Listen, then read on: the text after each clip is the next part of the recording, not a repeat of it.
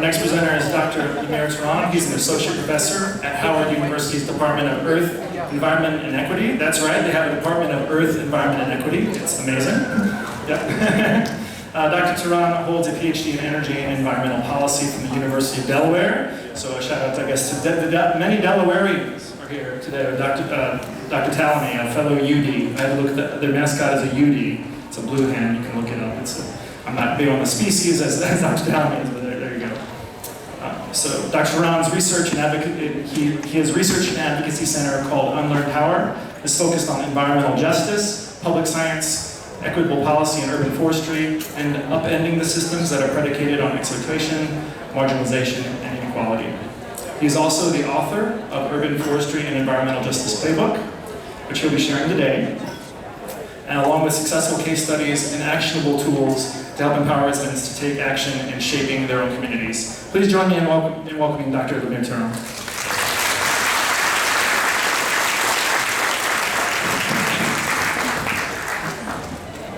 So we're going to talk about environmental justice for the next 44 minutes and 39 seconds, and then we're going to invite some questions. We're going to talk about some of the elephants in the room.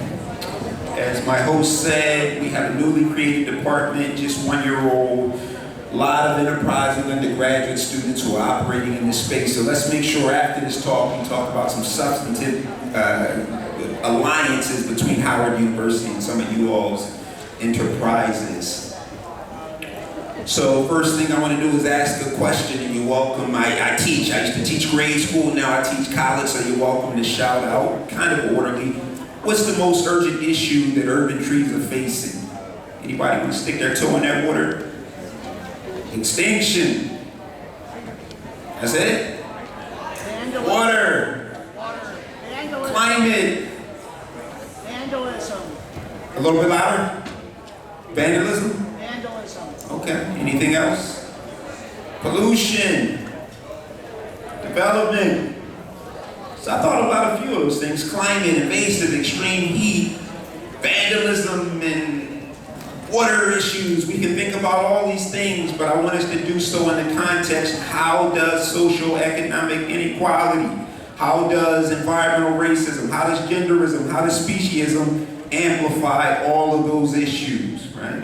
And if we're not thinking in that, with that lens, we're going to have an inefficient, or we're going to have a deficient analysis to address these obstacles in places like DC, Montgomery County, PG, Northern Virginia. I see Baltimore in the house as well. So I am not a forester, I'm not an arborist. You all probably know more about trees in your pinky than I've learned in the last 20 years of my life, but let me give you an idea of how I entered into this space. Anybody ever heard of a school named SUNY ESF? Any alumni in the house? A couple people, what's up? So I was on faculty at SUNY ESF in the Environmental Studies Department. Historically, a lot of my work deals with energy policy. I think a lot about life cycle assessment. I think about transportation systems. So I was on faculty at ESF, and the city forester in Syracuse, New York, he was teaching a class at this really historic forestry school. He says, hey, I know you're more of an energy guy, but can you come talk to my urban forestry class and make some connections, help connect the dots with environmental justice? Of course I can. And then maybe about a year later, like I said, this is the city forester, the city arborist, excuse me, in the city of Syracuse. And then about a year later, he comes to me and says, well, you know what? The city of Syracuse is working on an urban forest master plan. We need to make sure that environmental justice is at the epicenter of this analysis. Would you join us in constructing this plan? Hell yeah, I'll help you out construct this plan. So that was my induction into the urban forestry space probably about 7 or 8 years ago, and I've been knee-deep in this game ever since. And like I said, I see a few friends in the house, so apparently I'm doing okay at it. So I've been using this phrase, I probably said it about 3 or 4 times, environmental justice. Raise your hand if you know what environmental justice is. Okay. About a third of the crowd. So here's a really nice formal definition from our friends on the West Coast, the Asian Pacific Environmental Network. They tell us that environmental justice is the right to a decent, safe quality of life for people of all races, incomes. Make sure we throw gender considerations in there as well as cultures and the environments where we live, work, and play. Now, if that's a little bit busy definition, I'll give you the truncated version that I give my students on day one. How does structural inequality shape environments? As you don't need a lesson to teach you, not all ecologies are created different, and not all ecologies are created equally, and we know that socioeconomics certainly shapes and impacts the ecologies that we operate in. So let's talk about the elephants in the room. First question I had is, hey, who's in this room? More importantly, who's not in this room? So if we're going to talk about environmental justice, let's talk about how democratized spaces like this are. Look around this room, and you can rhetorically ask, or we can talk a little bit more about it during the Q&A, but if we're in an urban forestry conference right outside of Washington, D.C., like this doesn't look like Washington, D.C. Certainly, now today kind of gets a pass because it's raining, but very sunny, 80-degree yesterday. All these people I see doing tree and landscaping and forestry adjacent work, that don't look like this room. So if we're going to talk about environmental justice in spaces like this, let's ask some beyond rhetorical questions, let's ask some self-reflection questions, not just about who's in this room, who's in our organizations, what positions they have within the organization, do they have access to a budget, can they get anybody hired, can they get anybody fired? That's the questions that environmental justice mandates that we ask. So how do we democratize this conversation? Not just a 45-minute speech, a lecture, and who are you hiring? Let's talk about how are we building partnerships with trusted non-forestry groups, right? So I mentioned the workers that I saw yesterday on that nice 80-degree day. Not everybody who's in or out this room, you don't have to have a forestry adjacent job to be a part of these conversations. Number two, are we centering conversations related to marginalization? Are we asking those tough questions? Number three, what does restorative justice look like? Like I saw a very beautiful slideshow when I arrived of some slaughtered ecologies. What does restorative justice look like, not just for ecological space, but for sacrificed human communities? And finally, who's at the vanguard of this conversation? So, second rhetorical question, got compensation? I thought it was a beautiful question during our last session when the panel was asked, well, what's the economic infrastructure behind this? And like to me, that's always an easy question to answer. It's kind of like, how are you going to pay for all this? How am I going to pay my mortgage? How am I going to pay for my kids' breakfast? Like you prioritize the things that you want, and that's how you do it. So one way that we democratize rooms like this, what are our compensation structures? Are we just going into communities saying, hey, we want to do a tree planting exercise? Or are we saying, you know what? If you're doing work through prioritization that strengthens local tree canopies, that helps with local vegetation strategies, that we say that this is a sign not only an ecological benefit, but it leads to economic benefits for communities, we have to have some ways, or some imaginative ways for compensating people. And then the third question is, where's labor at? Are we talking about unionization in this room? Like I was very pleased to get an email from Casey Trees, 2 or 3 weeks ago, and it seems like they have a very shifting and evolving labor landscape. So if we're not asking questions about where's labor, particularly when you're talking about a disproportionate number of these jobs outdoors in extreme heat, and we're not linking that to unionization, once again, who can get a job, who cannot get a job, worker protections, then we're going to have a deficient analysis of what environmental justice, what ecological justice is. So after that long spiel, let me come and talk to you what I came, where I was invited to talk about today. About 5 or 6 years ago, me and a project partner who's not in this room today, Ted Andrini, does that name sound familiar? Yeah. Brilliant engineer up in upstate New York. We developed a project through some U.S. Forest Service funding called Increasing Community Resilience and Reducing Disaster Risk. So how do we make communities more durable to a suite of disasters that not just the Rust Belt, but urban areas, non-urban areas all over are going to be facing as a consequence of climate change? So we got some U.S. Forest Service money, and we developed and designed this project around 3 things. You give us the bag, we're going to deliver on these 3 things. Number 1, we created a suite of sophisticated urban heat island maps, Project initially focused on the Rust Belt, as I said, but we've begun to export this work, all across the United States and hopefully beyond that.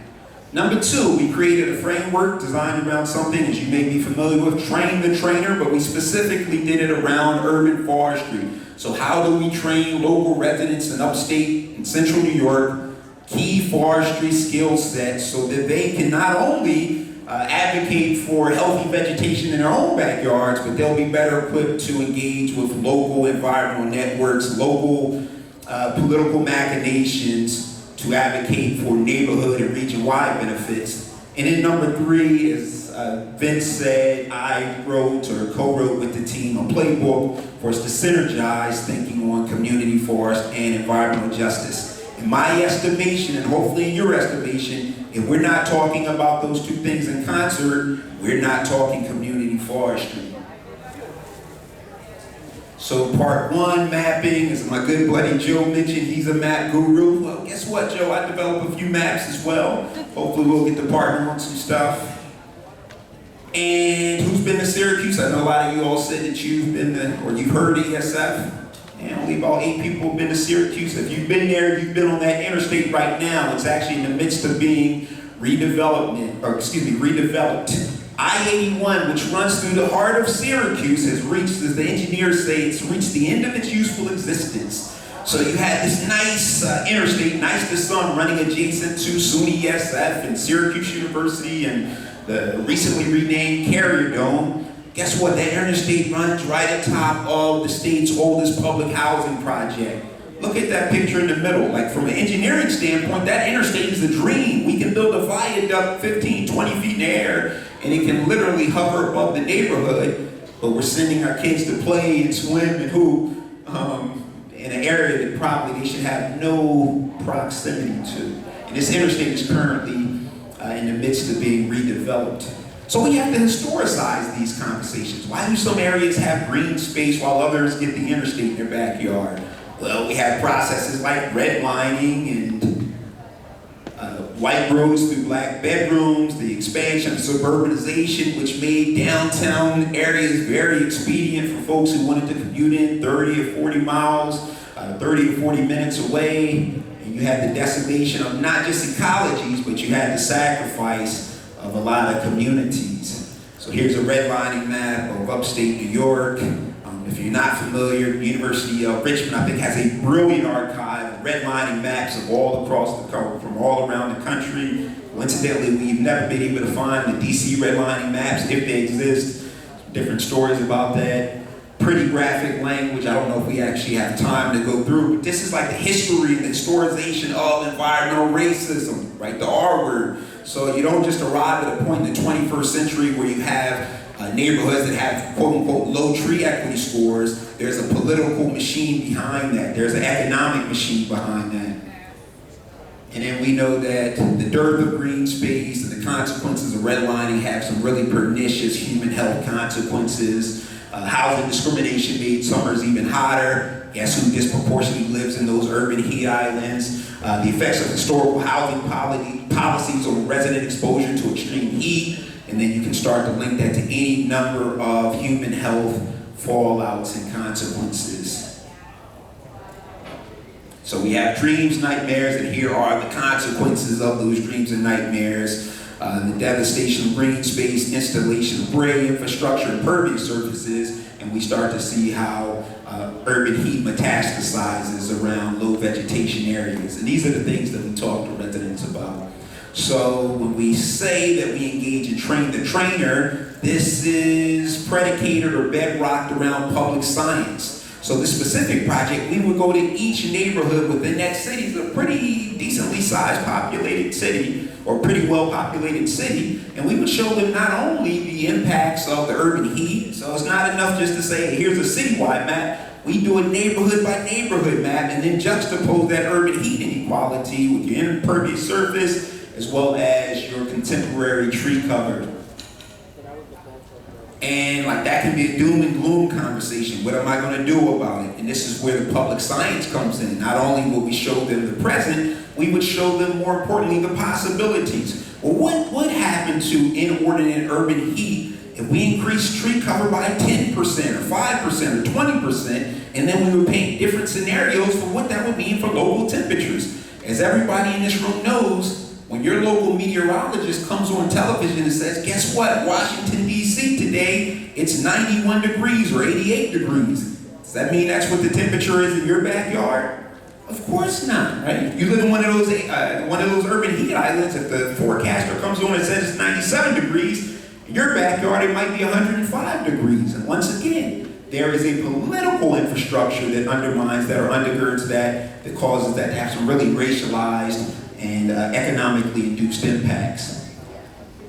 So then let's talk about how do we take the science, how do we take those maps, how do we take the analysis, the quantification, and turn that into resident-pushed, resident-backed, resident-forwarded prioritization strategies. So doing work like this is one thing for me to talk to a room full of specialists. I want to talk to labor. I want to talk to people, a room full of hard hats, and connect these dots, not just the historic dots, but the ecological dots, the quantification dots. So we teach people, well, you're involved in landscaping. Let me tell you about the carbon sequestration that your business is providing. Like that's something that they can economically, when you're going in to get a bank loan, which some of our landscapers have done, not only do they have their business portfolio, they also have an ecological portfolio. But we're not just talking about stormwater capture, we're not just talking about carbon sequestration. Once again, we're giving a history lesson as well so that they understand that backdrop in their communities. Everybody in here familiar with iTree, so same way I trained my students on iTree this past Monday. I teach an applied environmental justice class. We're teaching the folks, the hard hats in that room, how to use tools like iTree Landscape, which creates prioritization strategies. Not everybody's going to be concerned about the entire community, so we have other tools as well. Davey's been a partner on some of our work. We have other tools for folks who are a little bit more household thinking. And then like if the carbon sequestration argument or how much rainfall intercepted, if that stuff doesn't move you when we're talking to residents, we can point them to dollar saved. Like the cooler your neighborhood is, less instinctive it is going to be for you to turn on your electricity. So we can also approximate how much energy savings you're going to have through healthy vegetation strategies. And in part 3 of this work, so we talked to prioritization, we talked to UHIs. Part 3, which is the focal point of this talk, we developed a pretty good playbook. Some of you have downloaded it. Once again, our partners on this project, Davey, we had some very good local partners. The City of Syracuse was one, Onondaga Earth Corps was another, funded by the U.S. Forest Service. And the whole purpose of this playbook, it was designed to do these things. Number 1, as I said in the introduction, how do we reduce disaster risk? Number 2, how do we make communities more resilient? Number 3, how do we center, it's like centered up here for a reason, how do we center conversations around environmental inequality? Number 4, public science / community-driven science. And number 5, like not everybody's going to get excited about species. Not everybody's going to get excited about ecology. People will be happy to know if their niece can get a job. People will be happy to know, oh, we got some jobs for my uncle, he's been unemployed, he was unlawfully fired by the federal government, so we need to bring in the economic development piece of this as well. So here's the playbook in a nutshell. It touches on these 6 foundational areas, and I'll give you a link later if you want to download it real time. These are the 6 foundational questions that are driving the work that I do for the last 7-8 years of my life.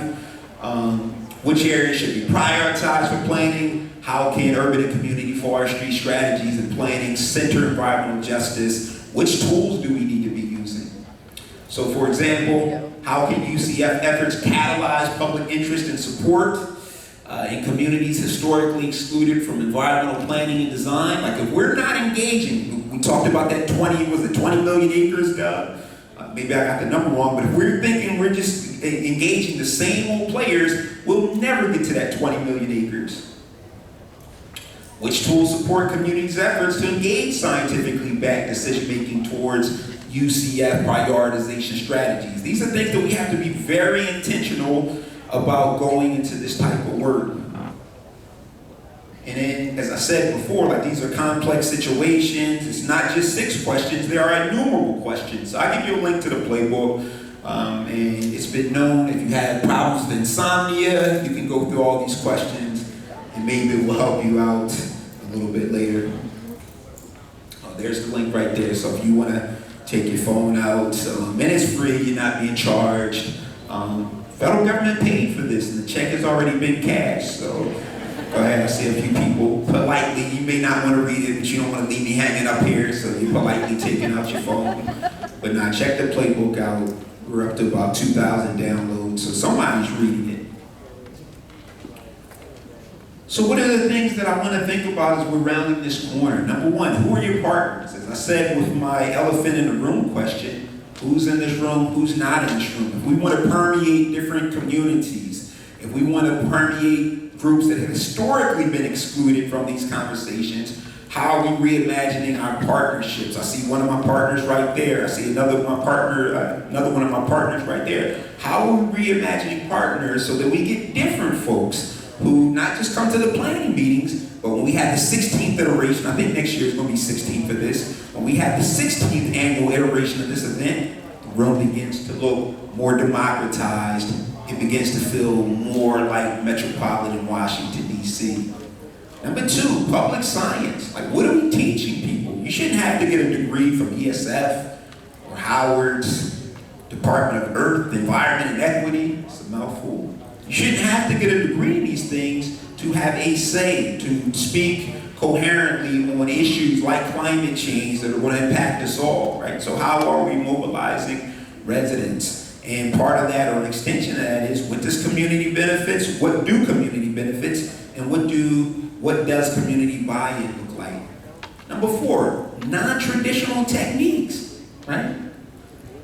What does a non-traditional approach, whether you got to know your population. Are you going to engage in a public science and dealing with a 65-year-old person in the same manner that you're dealing with somebody that's on TikTok 6 hours a day? Probably not. So we have to have non-traditional techniques. And then finally, what are the unique opportunities? And I hope we can talk a little bit more about that during questions and answers.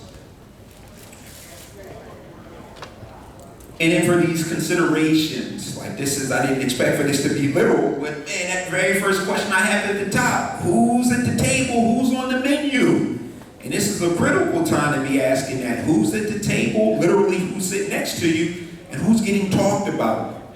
And when I say who's getting talked about, like we have all these grandiose plans to go into these ecologically, environmentally, economically, racially slaughtered communities. Are they agenda setting or are they a customer? Are they agenda setting and shaping the conversation, or are they on the menu? So who's financing and setting agenda? Like who controls the budgets? That's what I want to know. How democratized is budgeting in the county or with the many NGOs that are represented in this house today? What are household and neighborhood appetites for vegetation? And that goes with the public science piece. That goes for the education piece. Like so many people have had bad experiences. Well, I live in a neighborhood, it's not too many teenagers to rake the leaves. Like we gotta be thinking about all this stuff. And if there's not an appetite for more vegetation, if there's not an appetite for more trees, like good luck going door to door and saying, hey, here's your $50 voucher, or here's a free tree, will you plant it? So what is individual and community level appetites? And one way that we shape more pro-environmental agendas, we have to be very conscious of our educational strategies.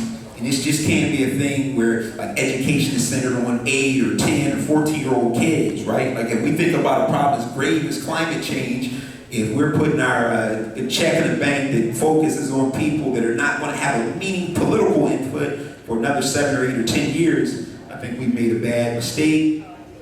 How do extreme temperatures and other environmental issues impact labor? So extreme heat to me is not just an issue of, man, I'm gonna have an inconvenience. Everybody remembers this very hot July, like just boiling temperatures. Thankfully, all this cooled off a little bit. But extreme temps aren't just a, man, I'm gonna have a $300 AC bill this month.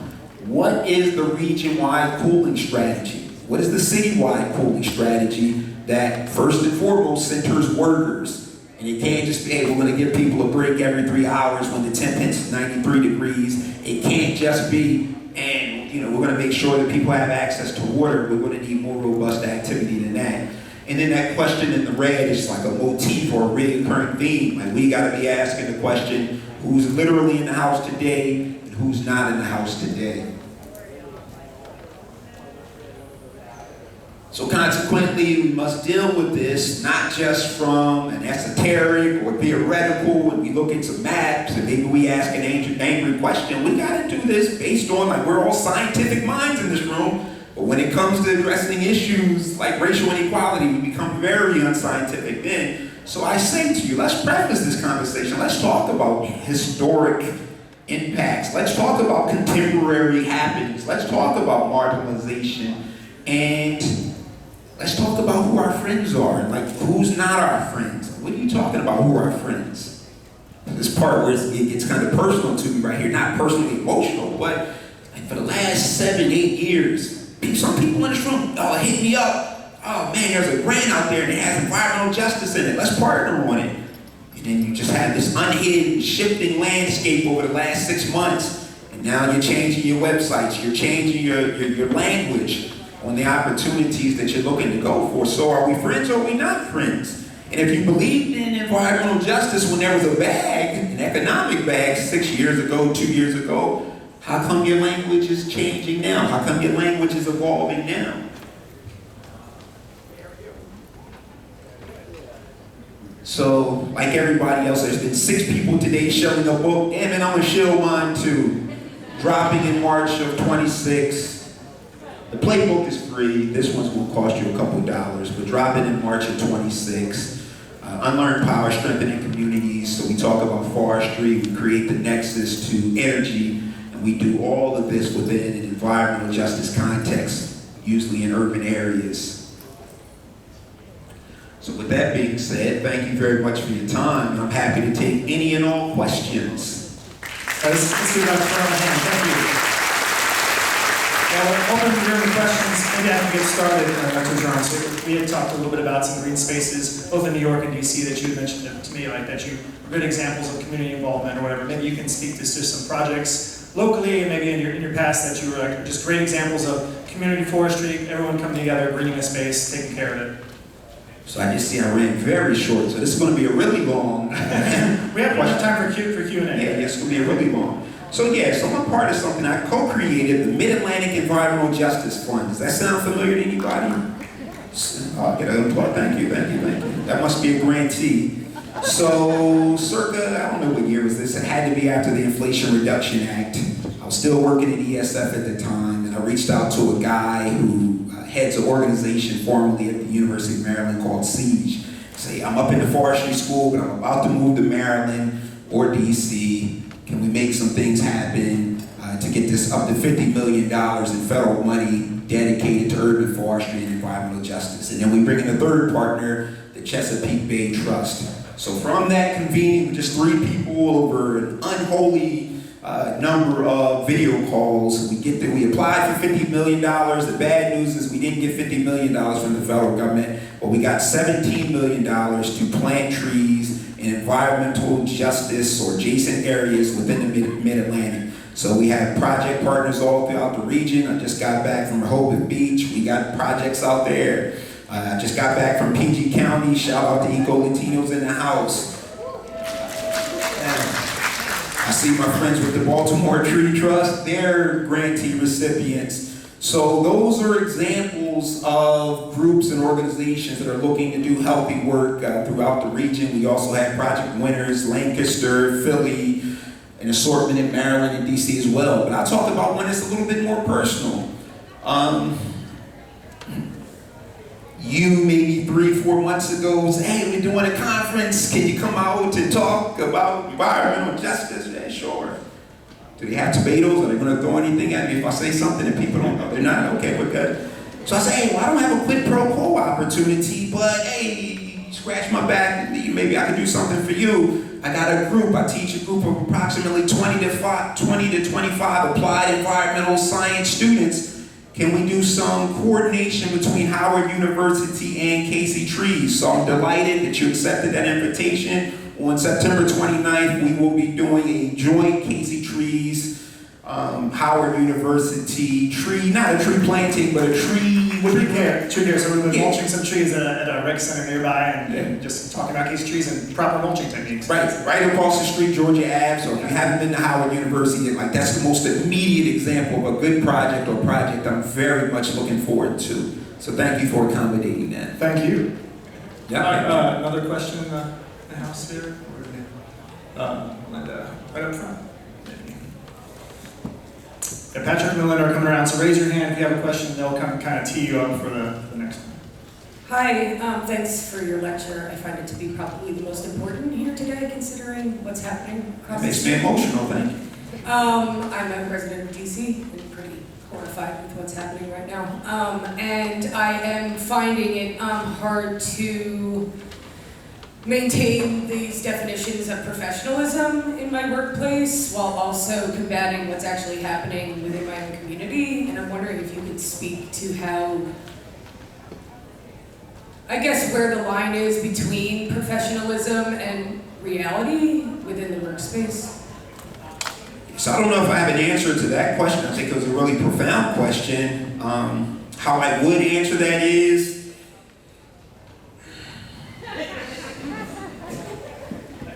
I'm thinking back to a slide and I said, what's the most serious challenge trees are facing? And it's like some species altering challenges that we're facing. And just simply, are those things that you're willing to fight against? Or are we just going to take punches and kind of cash it in? To me, it just starts and ends there.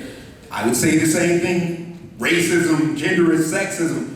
Are we willing to take punches? Are we going to resist? Are we going to fight? And I'm saying fight figuratively because this is a crazy time. I'm sure the microphones are out, the cameras out, and somebody would love to misinterpret that word, figurative fighting. But on a serious note, what are we willing to fight for? Are you willing to fight for the planet or not? Not talking to you specifically. SUNY ESF. I loved working at that school. You do ecology and you're talking about a university that has a sole mission of educating around environmental issues, environmental engineering, environmental landscaping, environmental science. Guess what? 2023, that was that university's first time hiring an assistant, associate, or full professor, black woman in the 100+ year history of the university. As you can imagine, that didn't sit well with me. So as pre-tenure faculty, I got called to the dean's office many times. What does a black woman have to do to get a job at this university? So I don't know if I'm answering your question, but it's just simple to me. Either we're going to fight around these issues that are species altering, or we're just going to continue to take punches, literally or figurative punches, and if you think that's acceptable, then we'll go along with the status quo. Our planet will continue to get hotter. Our water systems will continue to be threatened. Or we can say we're adults and we're going to leave our progeny in a little bit better shape. So that was my inartful answer. Hopefully it gave you something. All right, over here. Hi, my name is Anna. Thank you so much for your presentation.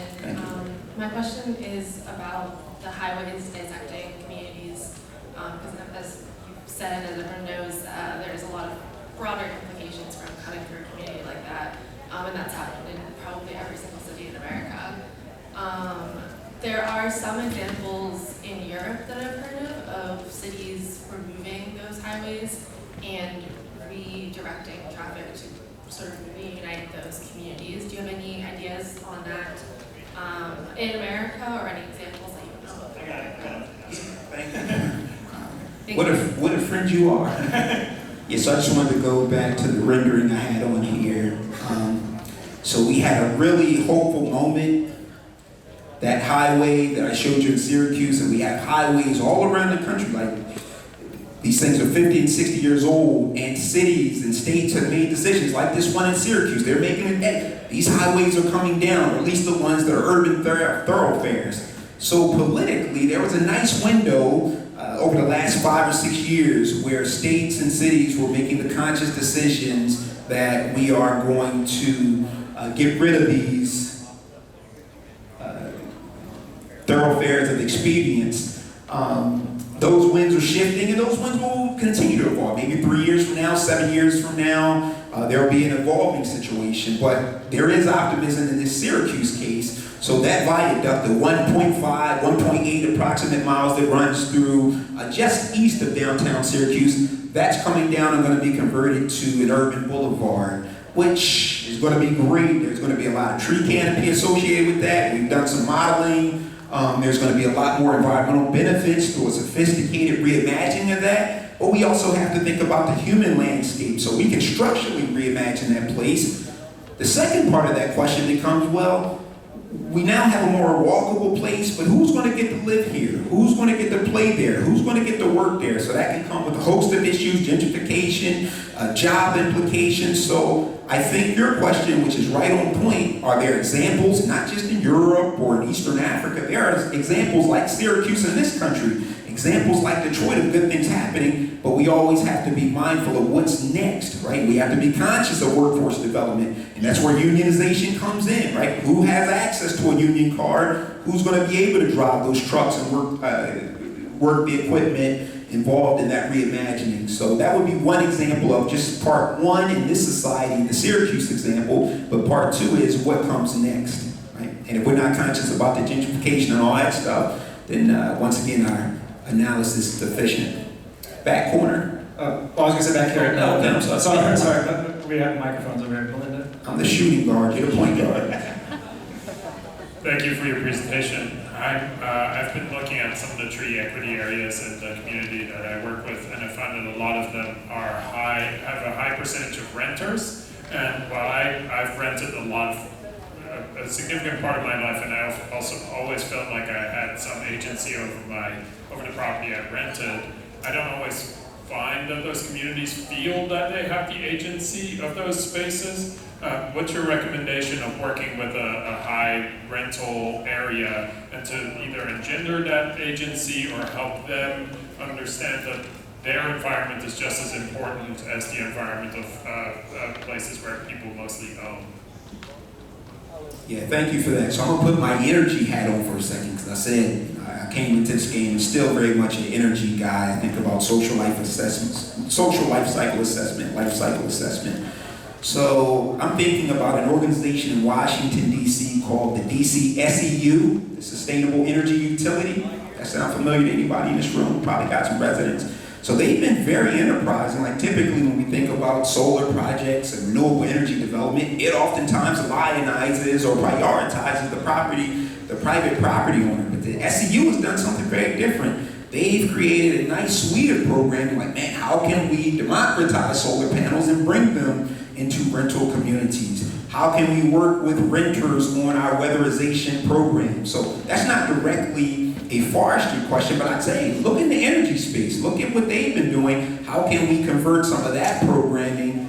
Because nobody's going to put a $20,000 solar shingle, even if they're very wealthy. Nobody's going to put a $20,000 solar array on somebody else's property if you plan on moving in the next 2 or 3 years. So I think we can be very creative. And then in the communities we work with, so somebody may not own a piece of property, but they are paying the electric bill.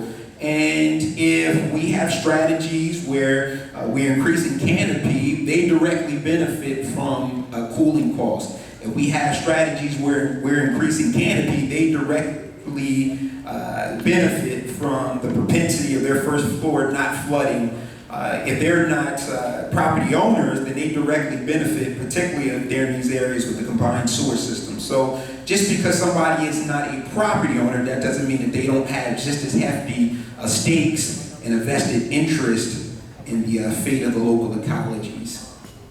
All right, we have time for one last question over here by Patrick. I'm sorry, there will be plenty of time later, too, for questions for Dr. Teron. Like you can see him around, but yeah. Hi, I'm Tiara, and my question is kind of a two-fer. One, what do you suggest in navigating the current funding issue when a lot of funding for environmental justice has trickled a little bit from the federal government? And then the second part is, how do you suggest building buy-in or trust with communities that are most impacted by environmental justice when those communities are also dealing with feeling unstable in their own communities right now? Yeah, that's a good question. I was working with an organization very recently, and their clientele is, I'd say, disproportionately folks that are being shaken down by ice right now. And we gotta be conscious of that, right? So just having very sobering conversations, like how conspicuous and how publicly facing this work is. It's one thing for me to say, I'm not changing a damn thing I'm doing. If I was writing about environmental justice yesterday, I'm gonna be writing about it tomorrow. But at the same time, I'm very sensitive if we're doing a very high profile event, tree event in the community, and I'm showing somebody how to use DPH tape, and the next thing you know, folks are coming up and, hey, let me see identification. I'm very sensitive to that, right? They got families to feed just like me. So I don't have an answer to that question, but we're at least deliberating and we're asking those elephant in the room questions. I work a lot with medical professionals about ecology and violence. So slaughtered ecologies in many aspects in this societies as well as societies abroad. Ecuador, for one, working with a guy down there as well. Where you have degraded ecologies, you oftentimes have heightened rates of violence. So for the medical community, one thing I've drawn is they're really big on trusted messengers. Like a lot of times, physicians are talking to their clientele about firearms right now. I took my daughter to a pediatrician a couple years ago, and for the first time ever, she was like, hey, is there a firearm in the house? And at first I was a little bit taken aback, but this is a public health conversation. So what we draw from the medical community is who are our trusted messengers for spreading environmentalism. One go-to partner I've had for years, our public library system. I always say public libraries are the last trusted entity in this society. People aren't trusting colleges anymore.